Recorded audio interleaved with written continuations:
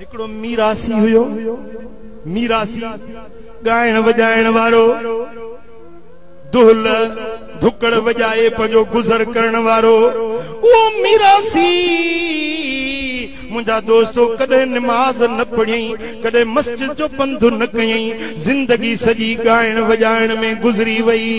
जने पीरी अची वस, कुराड़ पची वई, दंद भजी विया, चेहरे जो हुस्न हलियो वियो। कुराड़ पा पीरिया हाने शादियुन में सद में केर बिन के दावत न पियो ॾिए, घर में वांदो वेठो आ। मुझा दोस्तों हिकड़े ॾियारे आईनो खणी पंजो मुंह ॾिठई, दंद फगल, मुंह में गुंज पइजी विया, वार अछड़ा थी विया। मुझा दोस्तों आईने में मुंह ॾिसी पंहिंजे रब खे सॾड़ो करे चए थो, मुंहिंजा मौला कॾहिं त हुस्न हो, जवानी हुई, आवाज़ में मेठा जो, हर को मूंखे दावत ॾेई वठी वेंदो, पर अॼु दंद भॼी विया, वार अछड़ा थी विया, चेहरे जी रौनक हली वई। अॼु कंहिंखे बि नथो वणा, अॼु पुटनि खे बि नथो वणा, अॼु ज़ाल खे बि नथो वणा, अॼु घर जा भाती बि मूंखों बेज़ार थी विया। भला मुंहिंजा मौला जे तुंहिंजे दर ते अचां त तूं क़बूल कंदे।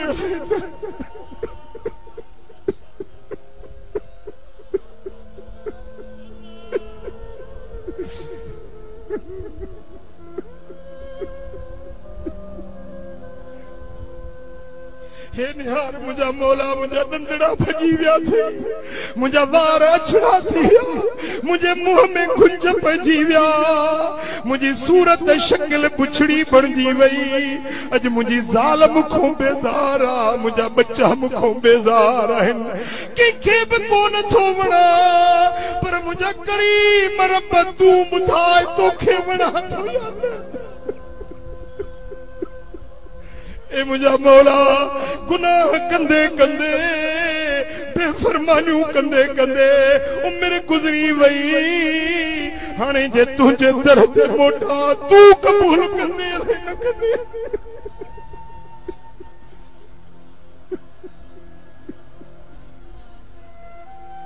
अल्लाह सां मुनाजात पियो करे, पंहिंजे रब खे सॾड़ा पियो करे, रब खे पंहिंजो हाल पियो ॿुधाए त ग़ैबी आवाज़ आयो, वइज़ तरकत तरकनाक वइज़ रजईत इलैना क़ब्बलनाक।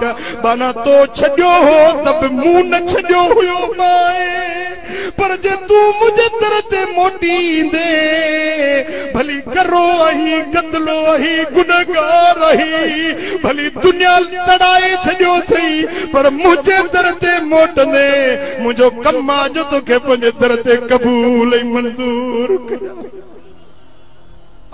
ओ मिठा वो मीरासी रब वट कबूल पइजी वियो, रब उन्हें के पंहिंजी विलायत ऐं दोस्ती जो ताज पहराए छॾियो। ओ अदा, ओ घोटकी वारा, ओ करमाबाद में अचण वारा, बराबर असीं बि कतल आहियूं, गुनहगार आहियूं, अछड़ियूं ॾाढ़ियूं थी वियूं, ग़िफ़लत में ज़िंदगी बर्बाद थी वई।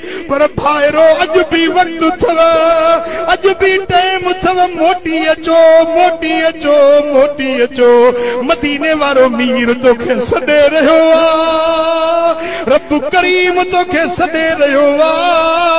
मुंहिंजो लजपाल नबी गुंबद खदरा मां पुकारे रहियो आ, ओ घोटकी वारा मुंहिंजा उम्मती मोटी आ, ओ खानपुर महर वारा मोटी आ, ओ करमाबाद वारा मोटी आ। अॼु बि गुंबद खदरा मां सॾु अची रहियो आ। आहे कोने सॾ ते लीजी चवण वारो, आहे को लब्बैक या रसूल अल्लाह चवण वारो।